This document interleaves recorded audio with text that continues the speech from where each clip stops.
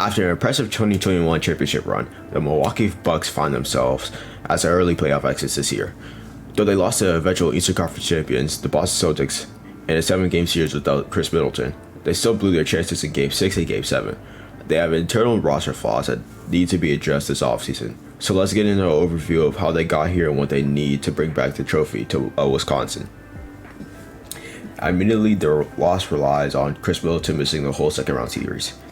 There's a substantial chance that they repeat if he's healthy, but that's not how reality works. There are also valid criticisms how the Bucks ran their offensive process during the Celtics series. In the first round, they had an efficient field goal percentage of 70 plus on 21.6 attempts per game when they were shooting wide open shots. But this number plummeted to 54% on 17 field goals versus the Celtics. While this could be accounted for Boston's defense being better with their rotations and leaving the right people open, like Giannis and Brook Lopez on the perimeter, it's up to the Bucks to punish the Celtics when given those opportunities. Not only that, but their offensive execution for the past 4 years have been troubling nonetheless. During the regular season, the Bucks were in the 76th percentile of isolation offense. They had a frequency of 8.8 of their whole offense relying on isolations and a scoring frequency of 44.4%.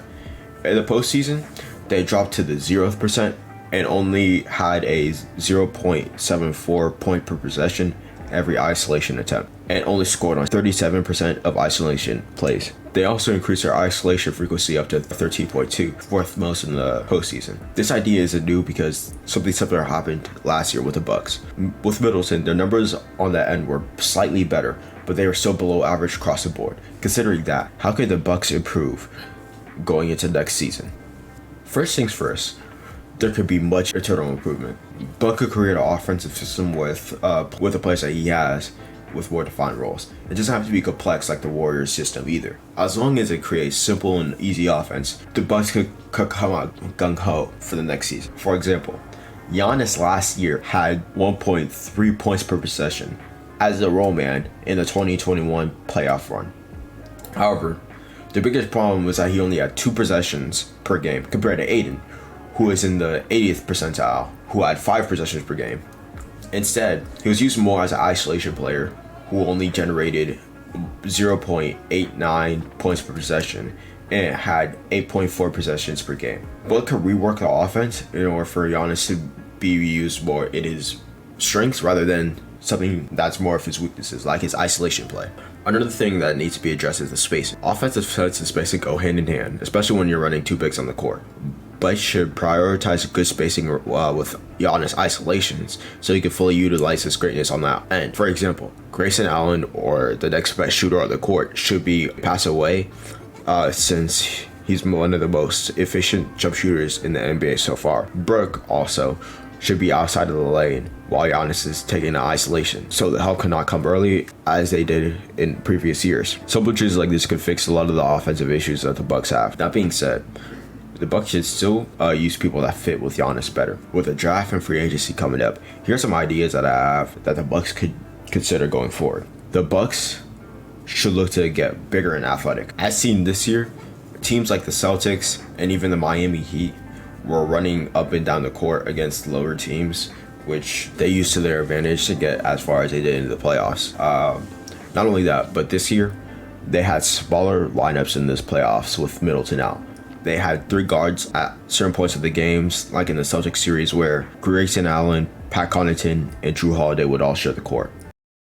Or mostly happened because of the absence of their star, but it's still clear that they need clear upgrades at the 3, 4, and 5 position. Some realistic players that they could get could be PJ Washington, Mo Bamba, and Harrison Barnes, if available. If they were to consider that, they should look to give up Grayson Allen and Hill if any of those transactions were to expire. The next biggest question is whether or not they should trade Brook Lopez this offseason. Before we get into that, it has been confirmed by John Horst himself that Brook Lopez may not be traded at all this season, and they may just give him an extension at the end of the year. However, there's still a chance that he could be moved if a trade were to be opened up for a key player like Harrison Barnes or maybe Norman Powell, a guy like that. So with that being said, it's time to evaluate how Brooks' fit on this roster is currently constructed. Brooks' spot on this roster is currently awkward, to say the least. While he is one of the defensive anchors, he's still a slow-footed big man. Not only that, but with his recent shooting decline, his fit next to Giannis is startling, at least and harmful at worst. While his defense is still cherished, his spacing concerns are troubling, and the Bucks are relatively good, as good of a defense with him off the court compared to with him on. Especially how Giannis has grown as a defensive five in the last several years. Not only that, but his contract is one of the only ones that the Milwaukee Bucks could consider trading. If they were to land a bigger guy like a Harrison Barnes, a Kyle Kuzma even, they would have to consider moving that contract along with someone like Hill in order to get the players that they wanted in the trade. While I personally think that they should keep him, as the Bucks have vocally been after their loss, they should still consider whether or not some players are worth the trade, considering better fit with the superstar on this roster. Another big question is, what should the Bucks do with their draft picks? Unless they decide to trade their draft pick for a player previously mentioned, the Bucks should look forward to for a player with size and athleticism. They have the 24th pick, but they can decide to move up in the draft depending on their assets. I'm not aware of the option that they have in the drafting process, since I'm not one of the bigger draft guys. However, some picks that I've seen up for grabs is Christian Braun, as he fits great with Giannis, another bigger athletic player that can move up and down the court, as well as can shoot, which is essential for Giannis. And another good pick would be Jalen Williams, but my concern is that he is 6'6", and he may get picked earlier in the draft. As for their current free agents, they should consider re-signing Bobby Portis and Pat Connaughton as they were vital for making the 2021 playoff run. They have both of their bird rights, and they cannot sign that money to anyone else. So they might as well just dump the money that they can to those two players. The other two players that they should sign on minimum deals is Wesley Matthews and Javon Carter, as they both had really good runs in the playoffs this year, especially Javon Carter, who for some reason got benched for George Hill in that series. They also have a 5.3 mid-level exception, so they can decide to go for another forward if they want, like a Jeff Green type of player. Another low-key option that the Bucks could go after is Dennis Schroeder if they decide to trade Grayson Allen, which could provide a little bit of offensive isolation help for the Milwaukee Bucks, as Dennis Schroeder has been one of the better isolation players in the league. As mentioned before, the Bucks should trade for Harrison Barnes. There are two options for going about the shot: either trading Grayson Allen or trading Brook Lopez. In my personal opinion, I would rather trade Grayson Allen, as there are better ways to replace him on this roster than Brook Lopez, as well as Brook's defense still being immeasurably impactful over the last 4 years. Not only that, but upgrading from Grayson to Harrison gives the Bucks the size that they needed, especially with the loss of PJ Tucker. That would be really good for them. However, the Bucks would have to do this in the draft, because that's the only way they can manage to trade some of their picks to Sacramento.